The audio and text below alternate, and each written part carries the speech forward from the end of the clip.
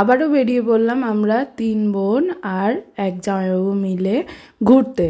তো মাঝে কিন্তু আমি বাড়ি চলে এসেছিলাম, বাড়িতে প্রচুর কাজ ছিল, সরস্বতী পুজো ছিল, তার 2 দিন পরে গেছিলাম।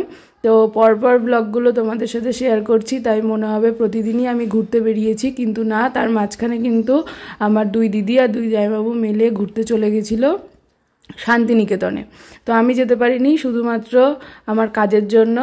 তো দেখো ঘুরতে চলে এসেছি কোথায়, আমরা মেট্রো করে আবারও চলে এসেছি, সেম প্রসেস করে চলে এসেছি আমরা দক্ষিণেশ্বরে। তো এই স্কাই ওভারটা দেখে তোমরা বুঝতেই পারছো যে দক্ষিণেশ্বরের রাস্তায় এটা। তো আমরা রেডি হয়ে এই যে দক্ষিণেশ্বরের ফ্লাইওভার দিয়ে স্কাই ওভার দিয়ে চলে আসলাম হাঁটতে হাঁটতে দক্ষিণেশ্বর মন্দিরে।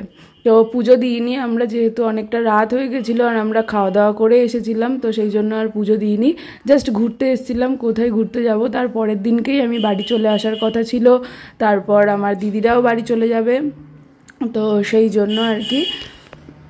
মন্দিরের ভেতরে তো ফোন নিয়ে অ্যালাউ নেই, তাই ফোন, ব্যাগ, জুতো সব জমা করে আমরা মন্দিরের ভেতরে ঢুকলাম, পুজো দেখলাম, ঠাকুর দর্শন করলাম, বেরিয়ে গঙ্গার ঘাটে গিয়ে 2 মিনিট 5 মিনিট বসে তারপর ছবি টবি তুলে আমরা ওখান থেকে আবারও রওনা দিয়ে দিলাম বাড়ির উদ্দেশ্যে। তো গেছিলাম মেট্রো করে, অনেকটা ঘুরপথ হয়েছিল। তো আসার সময় কিন্তু আমরা এসেছি ট্রেনে করে। তো দেখো এই যে ঘুরছিলাম, খুব ভালো লাগছিল, আমরা মানে খুব মজা করি। দেখো এদিকে শীতকাল, কলকাতায় তো সেভাবে শীত নেই, আমার মুখ দিয়ে কিন্তু অলরেডি অয়েল বের হওয়া শুরু হয়ে গেছে। গরমকালে আমার মুখ দিয়ে অয়েল বেরোয়, আর শীতকালে আমার মুখটা ড্রাই হয়ে যায়, কম্বিনেশন স্কিন যেহেতু, মুখে কিন্তু আমি কিছুই মাখতে পারি না। তো এখানে সব দোকানপাটগুলো দেখছিলাম, দিদি একটু শিব ঠাকুর কেনার জন্য সব দেখছিল, কিন্তু কেনা হয়নি, অনেকটা দাম বলছিল। তো এই যে আমি আর আমার বদ্দি এখানে দাঁড়িয়ে রয়েছি, কিছু একটা বলছিলাম।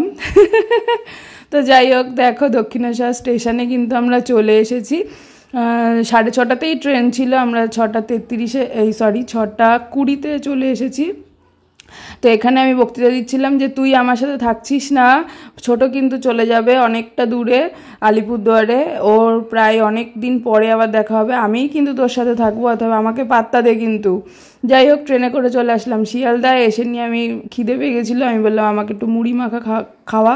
তো এই স্টেশন থেকে মুড়ি মাখাগুলো আমি দেখি সেই ছোটোবেলা থেকে, কিন্তু খাওয়া হয় না, অনেক দিনের ইচ্ছা ছিল।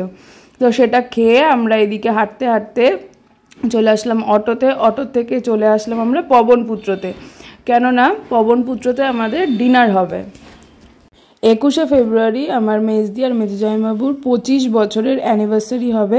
তো আলিপুরদুয়ারে অনেক বড় করেই অনুষ্ঠানটা হচ্ছে, কিন্তু আমরা কেউই যাব না, যেহেতু আমার কাজ আছে, তো সেই জন্য আমি যেতে পারবো না, আমার ব্রাইডাল কাজ আছে, ব্রাইডাল সিজন যেহেতু চলছে, তো আমরা যাব না। তাই মেজো জামাইবাবু ঠিক করেছে যে আজকেই তোদেরকে ট্রিটটা দিয়ে দেবো।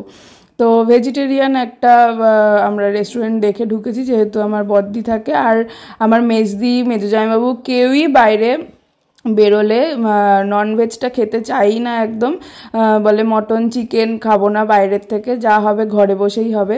তো সেই জন্য আমরা পবনেই গেছিলাম। তো প্রথমে নিয়েছিলাম স্যুপ, তারপরে যে স্যুপটা খেতে খেতে একটু ঢং করছিলাম, আমার মেজো জামাইবাবুকে কিছু একটা বলেছিলাম, তাই জন্য হাসছিল, বলছিল যে 25 বছরের অ্যানিভার্সারি গ্র্যান্ড হবে একটা, তো তোরা যত পারবি তত অর্ডার কর, সব আমি তোকে খাওয়াবো, কিন্তু আমাদের তো পেট না, পেটে কি করে ধরবে, যত অপশান দিলেও আমাদের আর খাওয়া দাওয়ার অতটা পেটে জায়গা ছিল না। তো তারপরে চলে এসেছিলো আমেরিকান সুইট কর্ন, তো তারপরে এসেছিল গ্রিল পনির না পনির গ্রিল, যাই হোক এরকম কিছু একটা নাম ছিল। সেই সব খেতে খেতে আমরা মানুষজন দেখতে দেখতে খেয়েছি। তো আগে যতবার আমরা পবনপুত্রতে গেছি অ্যাম্বিয়েন্সটা কিন্তু খুব ভালো ছিল, নির্ঝুম ছিল, চুপচাপ ছিল, বেশ ভালো লাগছিল। কিন্তু এই দিনকে যখন খেতে গেছিলাম খুবই ক্যাওয়াজ হচ্ছিল, অনেক পরিবারে এসেছিল খেতে। তারপর আমরা অনেক কিছু নিয়েছিলাম, এখন সেসব নাম আমার মনে নেই, তো খেয়ে নিয়ে আগে, তারপর আবার কথা হচ্ছে। তো দেখো সবাই খেতে খুব ব্যস্ত, আর 3 জামাই ওদিকে বসেছিল আর আমরা 3 মেয়ে এদিকে বসেছিলাম, খুব মজা করছিলাম। তারপর এইখান থেকে আমি পান মশলাটা নিচ্ছিলাম এরকম বাড়িতে নিয়ে আসার জন্য, সেটা দেখে একটা আঙ্কেল আবার আমাকে এক প্যাকেট পান মশলাও আমাকে গিফট করে দিয়েছে, বলছে তোমার এটা ভালো লাগে তুমি এটা নিয়ে যাও। আমার তো তখন খুব লজ্জায় লেগে গেছিলো, কিন্তু আমি খুব মজা করে নিচ্ছিলাম ব্যাপারটা রিল বানাবো বলে। কিন্তু এই দেখো আমাকে দিয়ে দিয়েছে গিফট এক প্যাকেট পুরো। তো এই যে আমরা ডিনার করে বেরিয়ে পড়লাম বাড়ির উদ্দেশ্যে। তো আজকের মতো tata, bye bye, good night. দেখা হচ্ছে নতুন দিনে নতুন একটা ভিডিওর সাথে। ততক্ষণের জন্য ভালো থেকো।